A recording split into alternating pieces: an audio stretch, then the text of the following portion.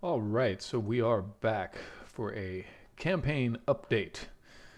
Rome Total War, or rather, Total War Rome 2. Many times as I try to say it, I can never get that one right. So, anyway, we are at war, trying to expand the borders of our burgeoning empire. And this is a fortification defense battle. So, let's go ahead and get to it.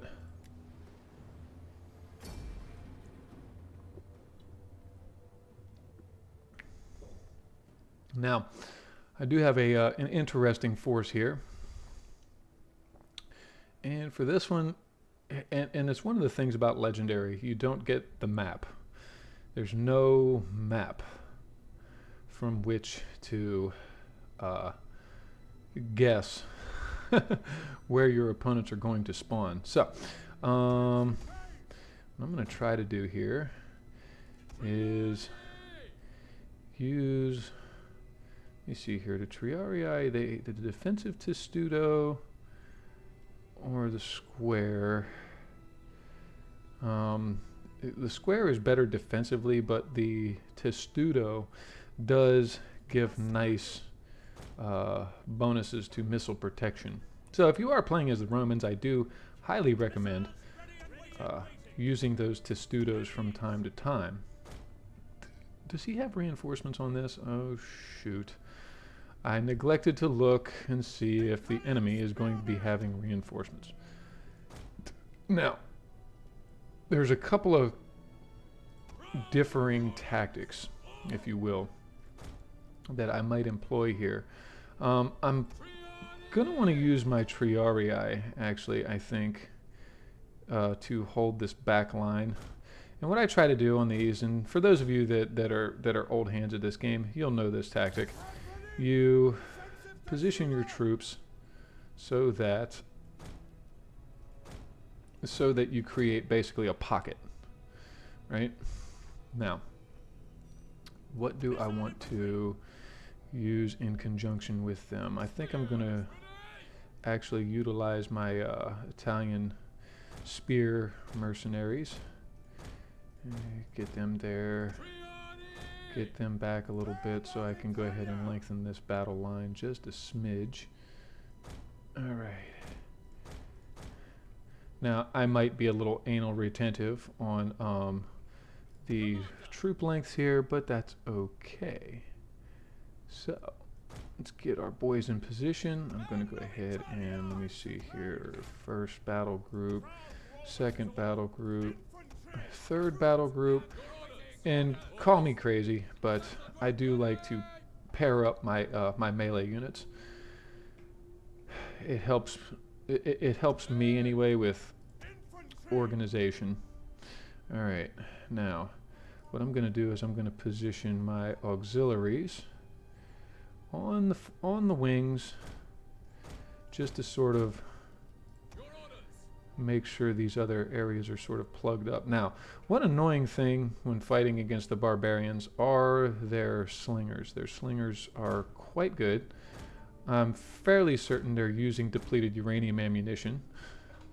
Who knew that rocks would be so effective against shields and steel helmets? But hey, that's the ancient world, right? David slew Goliath with a simple sling. So why not the barbarians doing the same to the Roman behemoth with a simple sling? Yeah, why not? All right, so I'm going to position the velites there. I've got some levies. Yeah, even as the Romans, you really don't want to neglect ranged units. Ranged units are quite good at softening up enemies. And I've got my trusty war dogs. As always, I do, especially like coming up against the barbarians, units that are lightly armored, like their slingers, for example, very vulnerable to the very vulnerable to the war dogs. The war dogs are most effective against light units, and they're really great because you can send the dogs to attack and then pull the troops back, and it really does. I mean, it's just they're sort of cost effective. All right, I'm gonna put these. I'm gonna put them there. No, I'm gonna try to put them here. There they are. I think they've done some modifications with those trenches. They seem to be a lot harder to see when you're trying to place them. And it's like the weirdest little terrain inconsistencies will throw them off. It's just what it seems like. Okay, so I'm going to go and put these on the wings here to sort of create a funnel zones, if I can, on this back corner that's furthest away from them. And then caltrops. I love these little caltrops. They're great for a cavalry deterrent. They're just superb cavalry deterrents. I'll stick some of them there, and where do I want to put the other ones? Put the other ones over here. So let me see. No, that's not going to work the way I want it to. That's not going to work where I want it to. So let's, yes, right there, like that. Just like that. All right.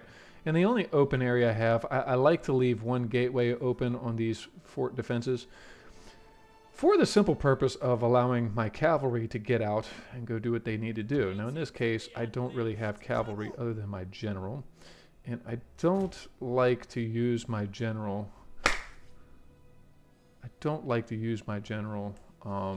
Early in the battles, at least early game. I like to try to get some other cavalry, like auxiliary cavalry units and stuff. So early game for the Romans. The sucky extraordinariis. They're the ones that you get in Brundusium. Sorry if it sounds like I'm clapping. I seem to have a little mosquito in here with me. They're really good heavy shock cavalry. They're great at breaking up lines. And then, of course, the auxiliary cavalry are actually, I've found to be more effective than the equites, which are basically the early period Roman main cavalry that you get out of your manipular barracks. All right, so let me go ahead and speed this up so that we're not waiting all day for the enemy to get here. And actually, now that I think about it, I'm going to go ahead and put my my other units into battle mode. All the more reason to use spearmen first, because yeah, the AI is not great, guys. They do foolish things like throwing their cavalry early into one of these pockets, especially against braced spearmen. Not the best thing in the world to do.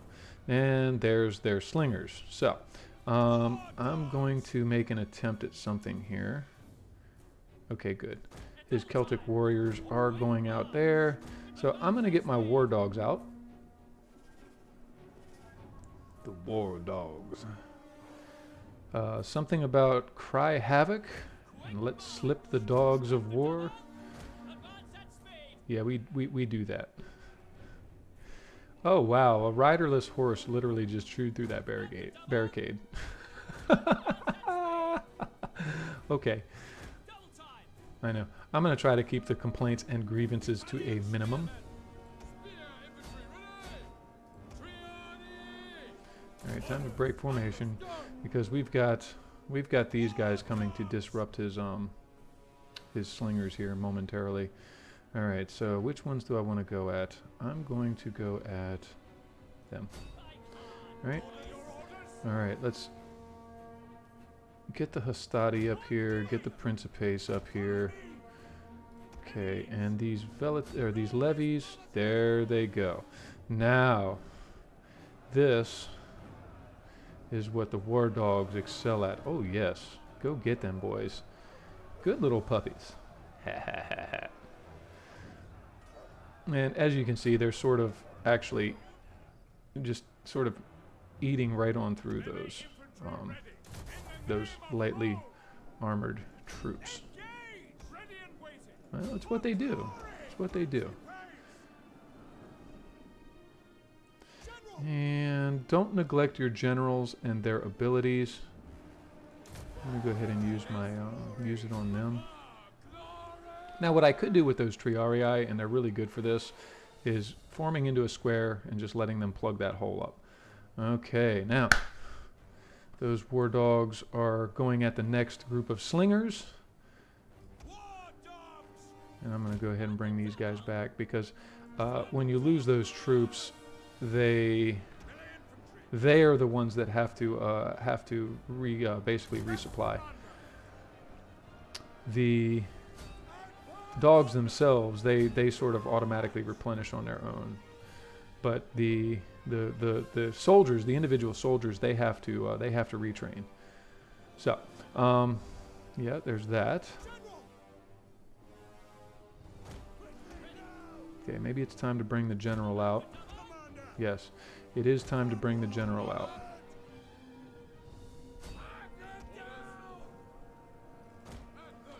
And this is where the fighting gets really, really bloody. But it's just a simple and effective battle tactic to go ahead and create a pocket and have your guys, you know, make them fight from the flank.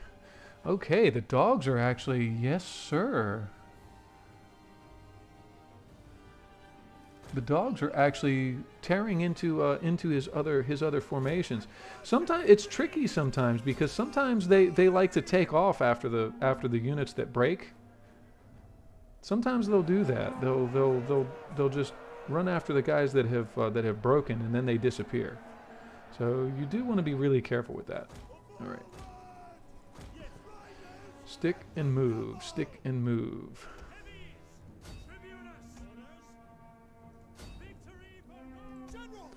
All right. Okay, we lost one of our generals, bodyguards anyway. And now, oh, look at this. This is just lovely. That was like perfect war dog deployment because now they're attacking the lightly armored short swords there in the rear. So very good on you, war dogs. Very well done. Very well done. Okay, these Italian spearmen are starting to lose numbers.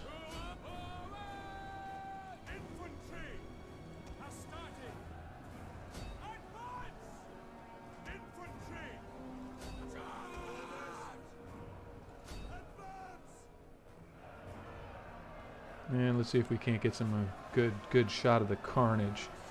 Charge on into, yes. There they go. Ooh, hammered them.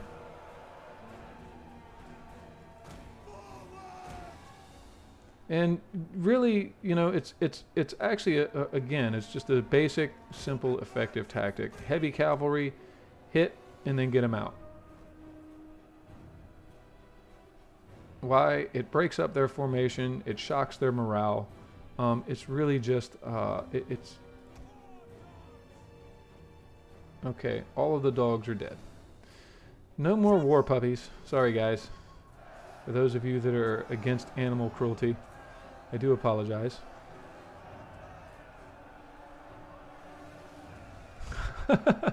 Hey, blame the Romans. They're the ones using dogs as weapons of war.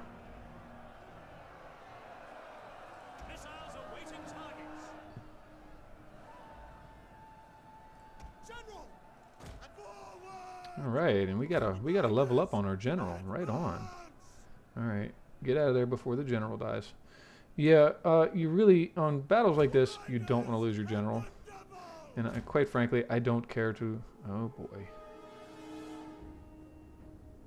I don't care to lose my general to begin with because he's one of my family members.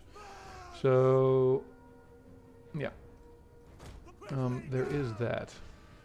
And now we've got some short swords that are kind of coming around here.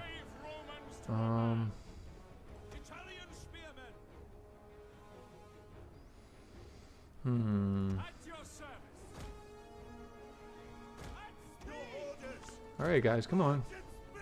Get in there. Jesus Christ. This is bad. This is very bad.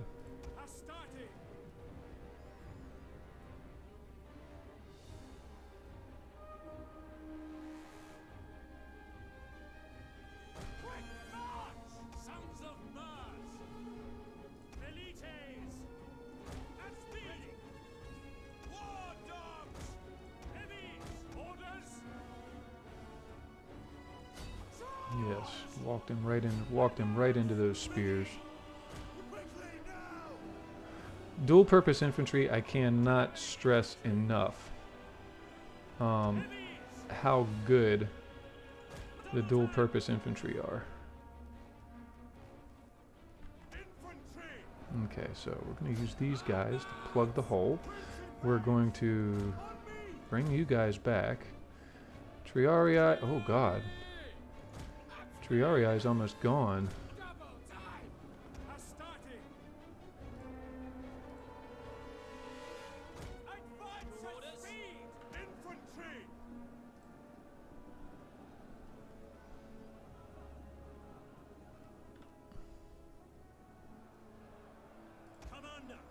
Why my levies are up there in melee, I don't know. Jupiter gives us strength. Astarte. Quick march! Orders. Ready. Command up. Triarii. Alright. Pull the Triarii out of there because they're almost dead. Alright. Now. Go back. Reset. Rinse and repeat.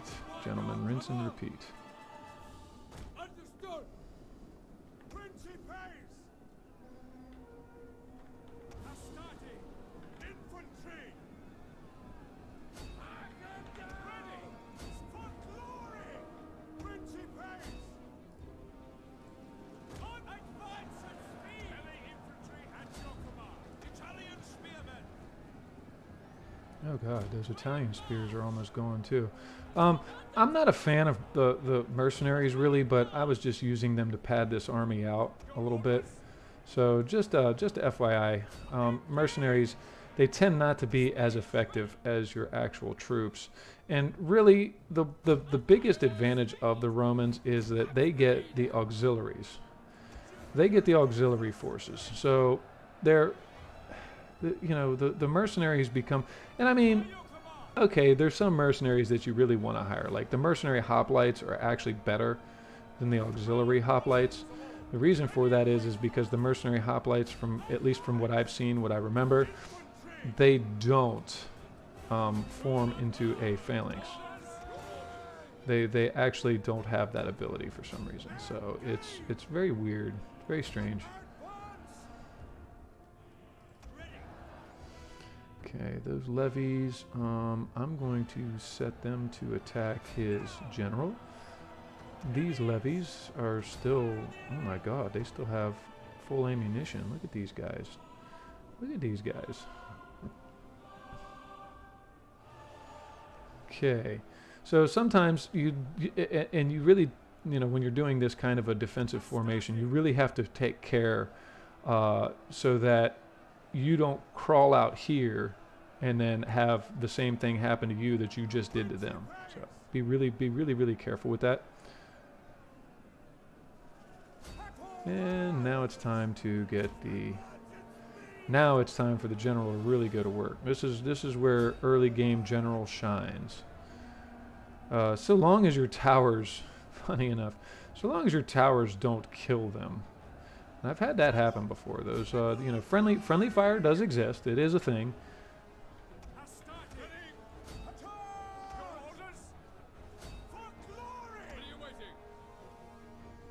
Okay, these spearmen are kind of in the way now.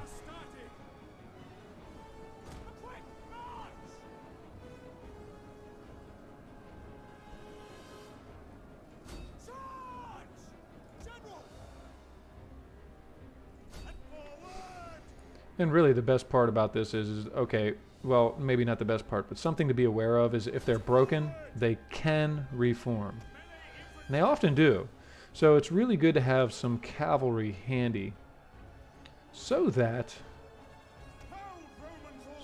you might prevent that from happening. I don't know. It sounds good to me. Anyway, there's a border defense victory for you. And this I don't. Okay. Yeah. It was a close victory. All right. Not really, but all right. Anyway, that was that. As always, thanks for stopping by and watching. Please be sure to like and subscribe if you are enjoying the content, and I will see you next time with more campaign updates on the legendary Roman campaign.